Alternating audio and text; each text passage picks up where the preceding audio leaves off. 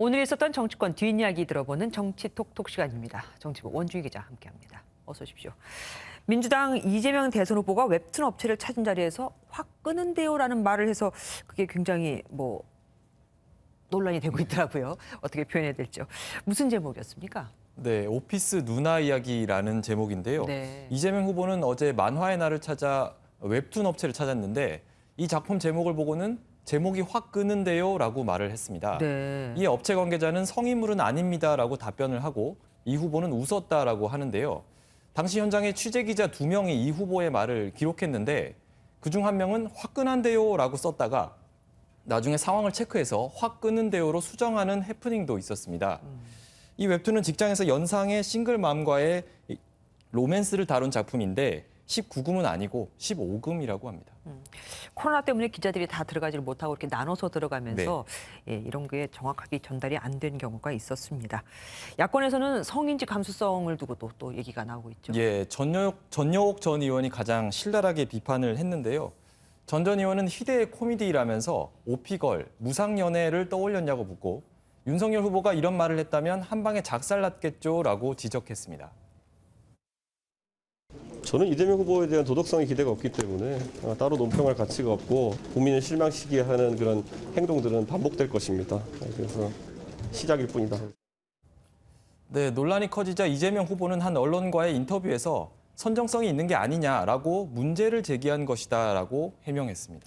김부선 씨도 한마디 했던데요. 예, 옥수동 누나는 잊었냐 이렇게 한마디 얹었습니다.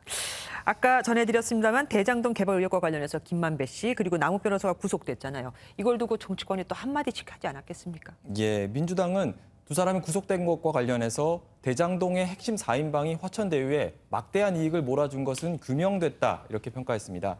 그러면서 이제는 돈이 흘러간 곳, 그러니까 국민의힘 관계자들을 조사해야 한다고 반격했습니다.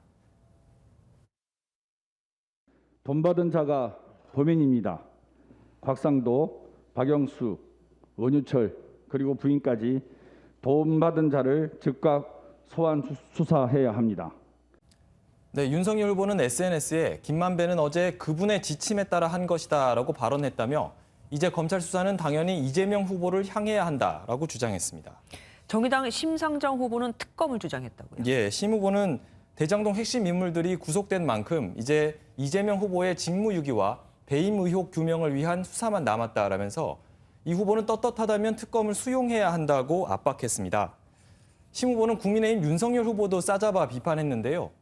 윤 후보가 부산저축은행 불법 대출 수사 당시 주임 검사였는데 대장동 대출건을 무마하고 봐줬다는 의혹의 실체를 규명해야 한다라고 말했습니다.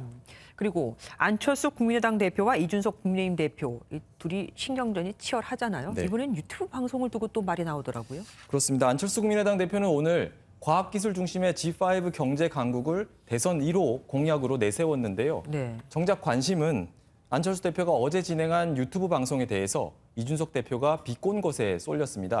먼저 방송 내용을 보시겠습니다. 네. 이재명 지사가 그렇게 문제가 많고 대장동 아직도 해결도 안 됐는데 이길 가능성이 많다.